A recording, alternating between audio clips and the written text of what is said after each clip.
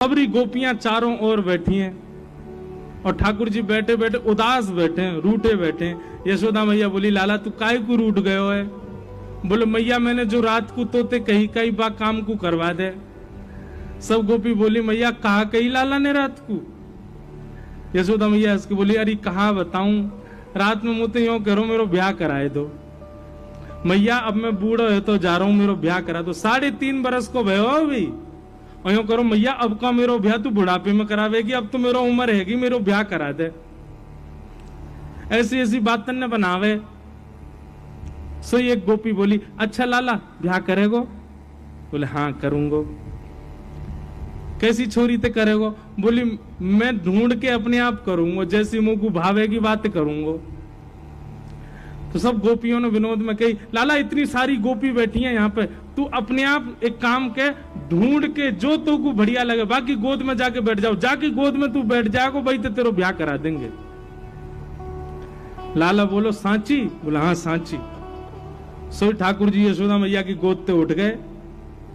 गोपी इनके घूंघट उठामे, मैया जे तो बूढ़ी है गई, जाते ना कर रो। दूसरी गोपी के पास गए, मैया जी तो कानी है या कि तो आंख ही ना है? अच्छा है नहीं, जबरदस्ती ठाकुर जी बोल रहे हैं। तीसरी गोपी को मुंह उठा के, मैया जी तो तेज लगे मुंह को, तो घर से निकाल देगी, या तो बयाना कर रहा हूं मैं। ऐसी सब गोपी इनके आगे घूम रहे।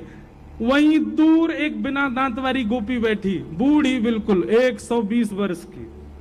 वो मंद मंद मुस्कुरा रही और मन में सोच रही, बोले लाला तो सबरी युवा युवा गोपी इनके पास जाएगो, अब मैं कहा करूं, मैं तो इतनी वृद्ध है गई, मैं तो उबा पंक्ति में ना बैठ सकूं जहां लाला घूंघट उठा रहा है।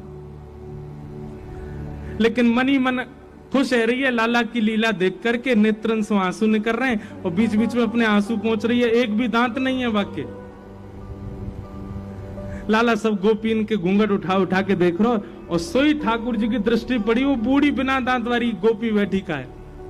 ठाकुर जी बोले, मैया तेरी बहू मिल गई, और दौड़ के गए और बिना दांत वाली वह गोपी की गोद में बैठ गए। मैया मैं तो यही तो ब्याह करूंगा। मैया बोली, लाला जाके तो एक दांत ना है, जाते काय ब्याह करेगो? बोले, मैया बढ़िया है ना, माखन खावे में दांत ना चाहिए हो गए, मैं हूं माखन खाऊंगा, जो चप चप खायो करेगी। और वह गोपी से ऐसे अंक भर गए, गोपी वह वृद्धा गोपी को इतना सुख प्रदान कियो, सब युवा गोपी देखती रह गई और ठाकुर जी वह को सुख दे रहे हैं। वास्तविकता क्या थी?